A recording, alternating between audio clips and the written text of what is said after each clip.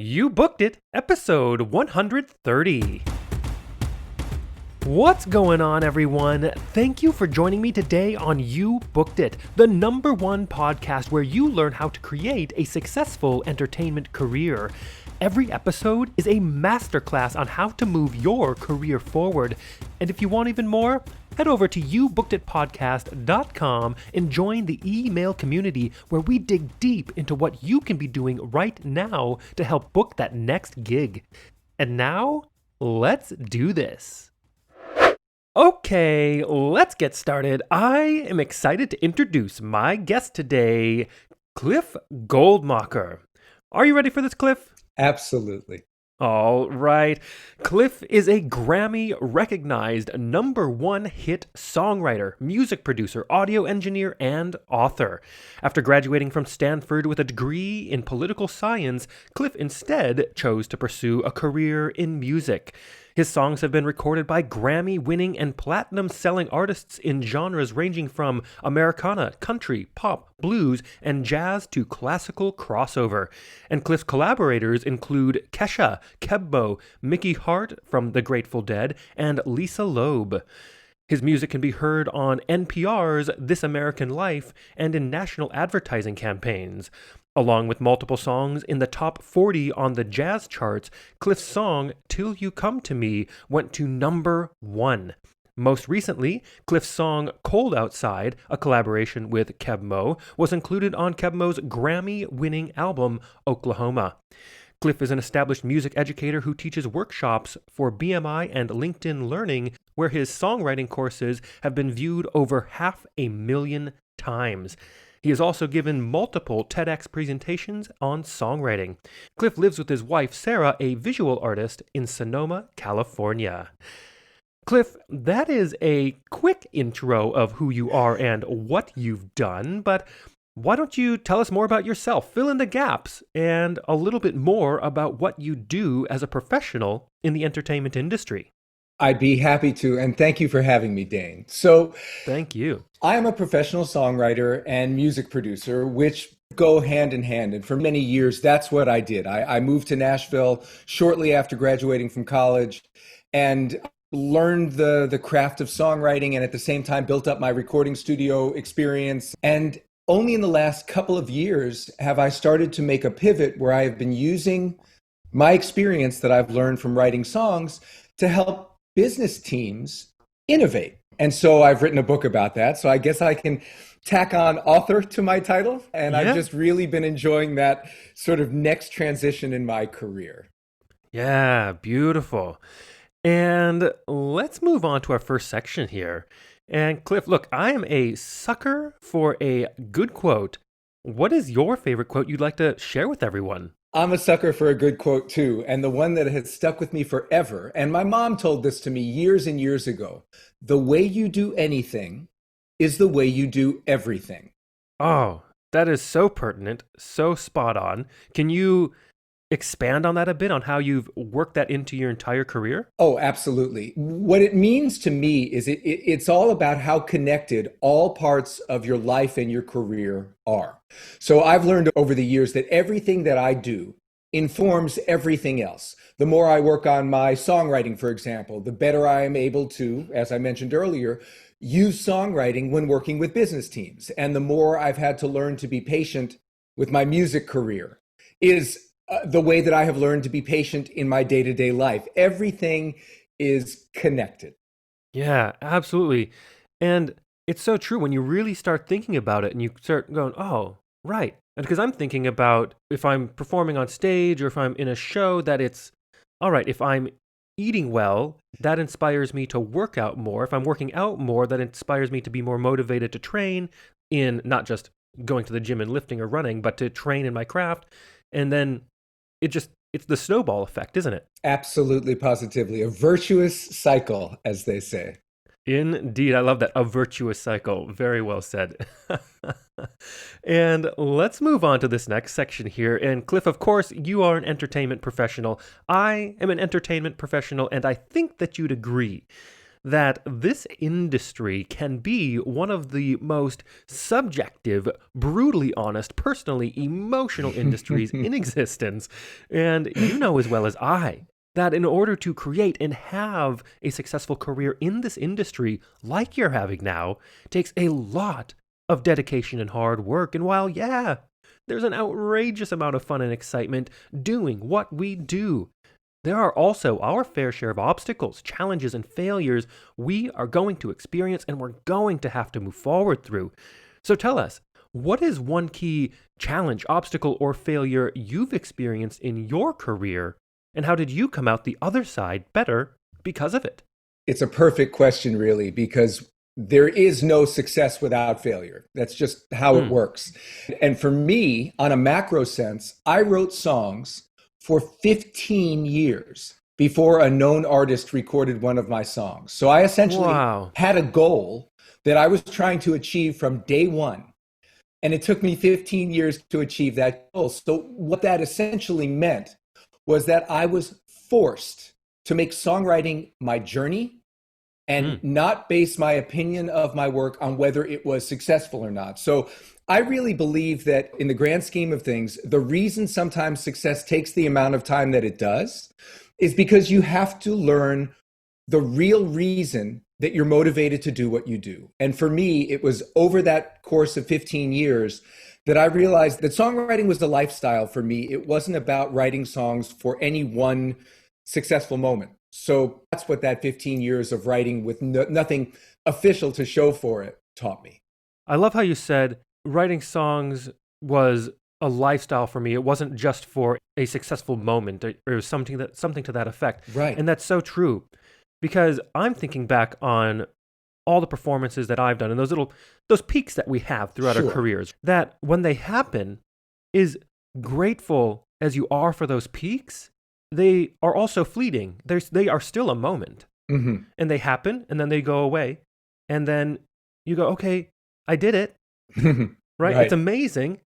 And it's not to take away from that, but it's not the white picket fence that everyone seems to think it is, because after that moment is gone, there's still the work behind that. There's still everything that you've been doing, all those habits you've created. And like you said, it's that journey and the lifestyle of it that is the fulfillment. It's not that it's as cool as it is to have the peak. They're just a byproduct and the cherry on top. That's exactly right. And to add on to that, one of the things that I've noticed is if you make the goal your only focus, then all of those beautiful little moments that you have along the way get dismissed. So if all you ever want, if somebody had said to me, Cliff, I've got great news for you. You are going to write a song on a Grammy-winning record. And I would say, that's wonderful. And then they'd say, there's just one catch. It's going to take you 30 years. Are you okay with that? So the problem with that is if the only goal was that ultimate accolade, then every little bit of success along the way would have paled in comparison and I wouldn't have been able to enjoy them. And instead, very, very fortunately, I was able to enjoy every little step along the way to obviously the big marquee goals that I have been really fortunate to achieve as well. Yeah, well said. And I know for a fact in the beginning of my career especially, I'm guilty of that.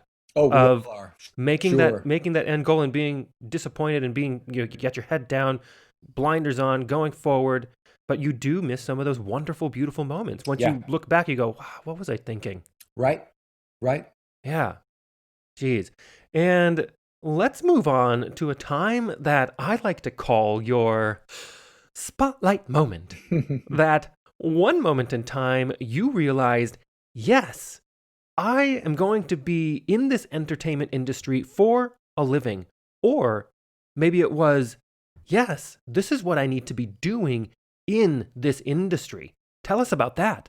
Well, so for me, it surprised me a little bit. I graduated from college and I had a degree in political science, and I thought I would take a little time off and then apply to law school and, as I like to call it, rejoin polite society. But right after I graduated from school, I took a trip with my family down the West Coast.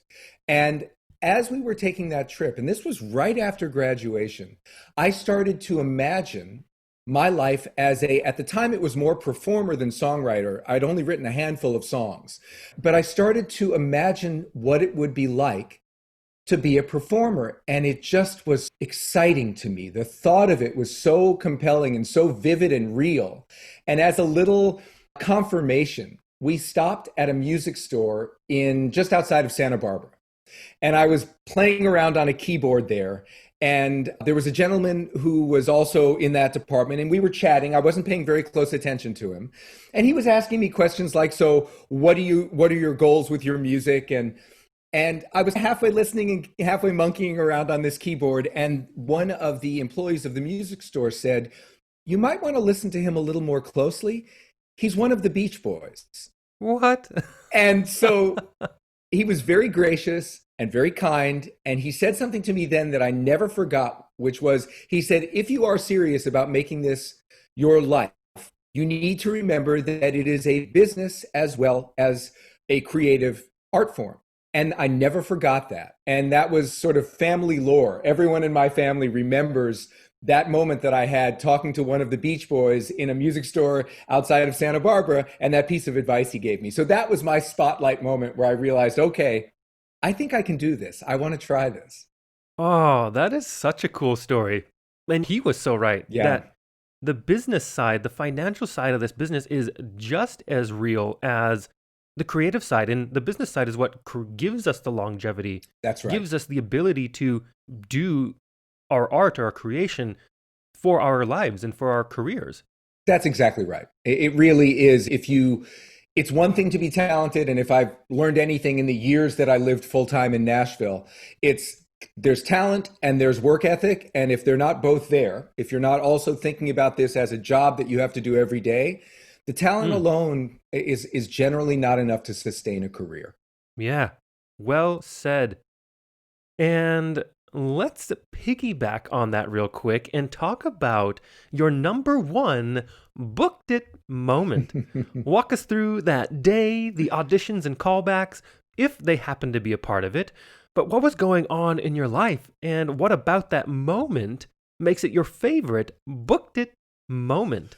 So as a musician, as opposed to an actor, I am going to extrapolate and think of my booked it moment as a career peak. For sure, yeah. And for me, it had to have been sitting with my wife, Sarah, in the audience at the Grammys and hearing my name from the Grammy stage as my collaborator, Kev Mo, won the Grammy for Album of the Year and was gracious enough, and this was the biggest moment for me, to thank his songwriting collaborators from the stage. I watched the entire ceremony, and to my recollection, he was the only artist to name his co-writers by name, and it just meant the world to me. Ah, that is so great. And wow, so much validation all in 1 second. Amazing. Yeah, it was wonderful. And I also love, it's really great that he did also take the time to acknowledge his co-writers, acknowledge you, because look, it's crazy when you get on stage and the adrenaline and keeping that focus and making sure you thank all the people you need to thank. It speaks volumes. It really says a lot about who he is as a person. It really does. And that also, I think, translates over to the performance world as well, or the theater world, as you will. When you're going in auditions, thank everybody. Everyone is giving everything. They're giving their crafts, their professionalism to you to support you. Everyone's collaborating. Everyone's working together. When you go into rooms and you have an accompanist, thank them. If you go into a dance call and they happen to have a live pianist playing for the dance call, thank them.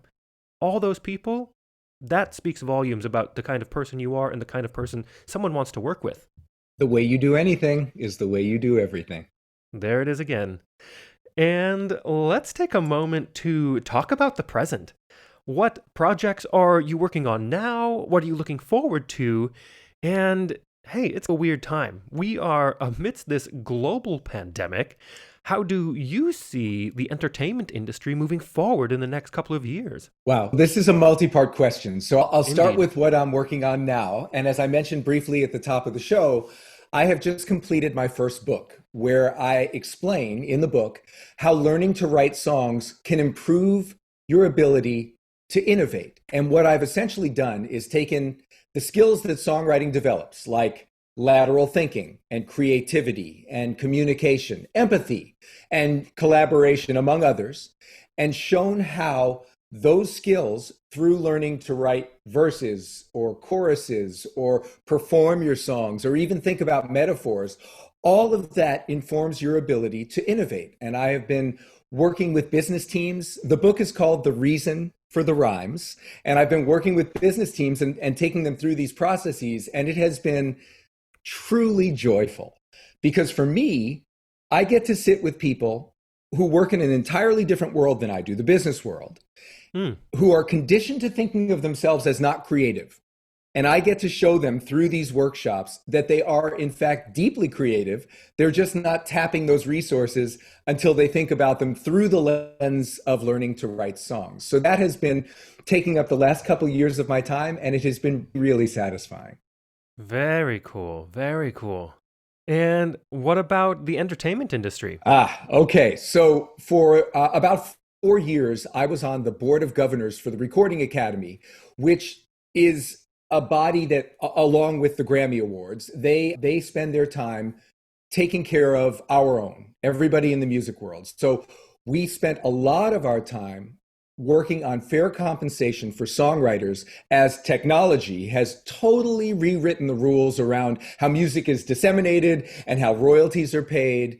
I'm a huge fan of technology. I live and die by it, as a matter of fact, with my studios. But it needed to evolve so that the creatives are also taken care of in the process. So for me, this evolution in entertainment, specifically in music, the way that the creatives are treated needs to catch up with all of that evolution. So that's where I've been spending a lot of my time and emotional energy, making sure that as the industry moves forward, everybody is taken care of along the way.